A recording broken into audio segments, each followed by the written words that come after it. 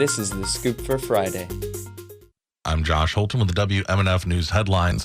Yesterday, Florida executed Edward Zakrevsky by lethal injection. This is the 9th execution of the year.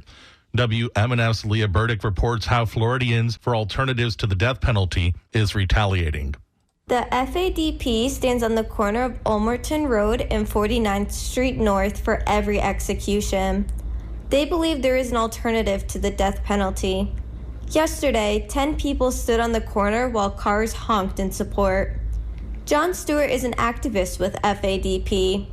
Take them out of death row, out of isolation, will save a lot of money on a practice that does nothing to reduce the murder rate. Never has.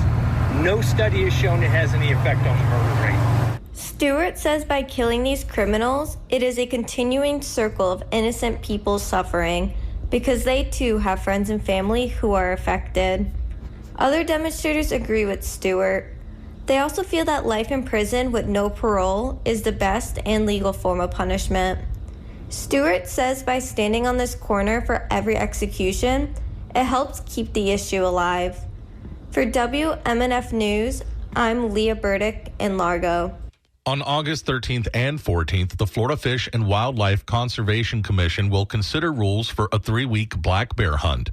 WMNF's Chris Young reports Tampa Bay opponents of the move are protesting the hunt this Saturday at a local FWC commissioner's business. Animal advocacy groups are planning a protest from noon to 1 p.m. at Furman Chevrolet in Tampa. FWC Commissioner Preston Ferrier is the CEO of Furman Motor Car Company. He did not respond to WMNF's request for comment. James Scott is a campaign coordinator for Speak Up for Wildlife. We think that those folks in Tampa Bay ought to know that one of our neighbors has the power to speak out on and either reject or approve the bear hunt rules. Scott says the FWC decision will not only harm the bear population, but also give too much power to the executive director to approve bear hunts in the future. The last Florida bear hunt in 2015 ended after only 2 days, when 305 bears were killed. Chris Young, WMNF News. A little more than a month after announcing he would run for the U.S. Senate in 2026, Democrat Josh Weil yesterday withdrew because of a health condition. Weil issued a statement that said he's noticed an increase in symptoms tied to a condition called rhabdomyolysis, in which damaged muscle tissue releases its contents into the bloodstream.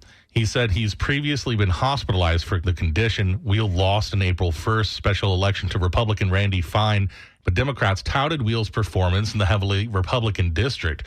Republican U.S. Senator Ashley Moody is seeking to win a full term in the seat after being appointed early this year by Governor Ron DeSantis.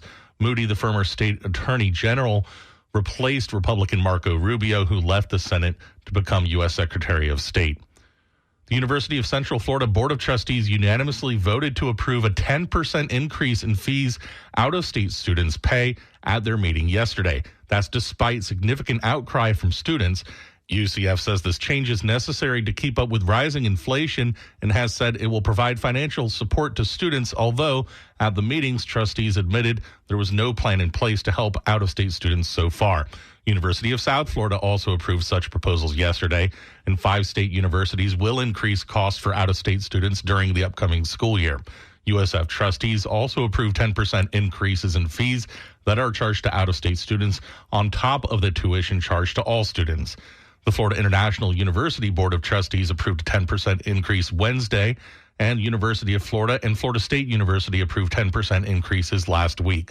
University of South Florida Trustees Chair Will Weatherford called the USF increase the result of a statewide policy decision. The State University System's Board of Governors last month approved allowing universities to increase out-of-state student fees. The increases will not affect in-state students. Officials at the university said they have not raised out-of-state fees for more than a decade, but they have seen increased costs. Cloudy today with some showers this afternoon and highs in the lower 90s. A few clouds tonight with overnight lows in the upper 70s. Mostly cloudy tomorrow and some possible storms and highs in the lower 90s. I'm Josh Holton with the WMNF News headlines. This is The Scoop, recorded at WMNF Tampa.